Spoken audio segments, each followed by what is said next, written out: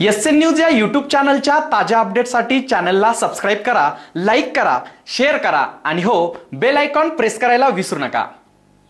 या बातमीपत्राचे प्रायोजक आहे घुंगरू इलेक्ट्रॉनिक्स।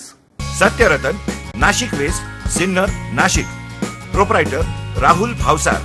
मोबाईल क्रमांक 8308 46 11 11 91 75 23 67 08। सिन्नर शहरातील कोरोनाबाधितांची संख्या लक्षात घेता प्रशासनाने 21 जुलै ते 4 ऑगस्ट पर्यंत संपूर्ण शहर उपनगर भागासह प्रतिबंधक क्षेत्र जाहीर करून लॉकडाऊन केले होते।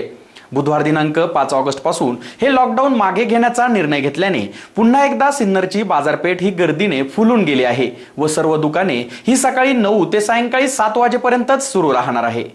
जुलै महिन्यात शहरातील कोरोनाबाधितांची वाढती संख्या सर्वांच्या चिंतेचा विषय झाली होती। त्यामुळे प्रशासनाने व्यापारी वर्गाची चर्चा करत 14 दिवस संपूर्ण शहर प्रतिबंधक क्षेत्र म्हणून जाहीर करून 4 ऑगस्ट पर्यंत केवळ मेडिकल व दवाखाने वगळता सर्व व्यवहार बंद ठेवले होते। या 14 दिवसात अनेकांनी प्रशासनाला उत्तम असा प्रतिसाद दिला, तर काहींनी हम नहीं सुधरेंगेची भूमिका निभावली। यामुळे शहरातील झपाट्याने वाढत असलेल्या रुग्णसंख्येवर काही अंशी ब्रेक बसला। त्यामुळे हा 14 दिवसांचा काळ संपल्याने प्रशासनाच्या वतीने बुधवारपासून सिन्नर शहर अनलॉक केल्याने बाजारपेठ गर्दीने फुलून गेली। असे जरी असले तरी सोशल डिस्टन्सिंग, मास्कचा वापर, सॅनिटायझर आदी अनिवार्य करण्यात आले असून व्यापाऱ्यांनी देखील आपली दुकाने ही सकाळी 9 ते सायंकाळी 7 पर्यंत सुरू ठेवावी असे आवाहन तहसीलदार राहुल कोताडे यांनी केले।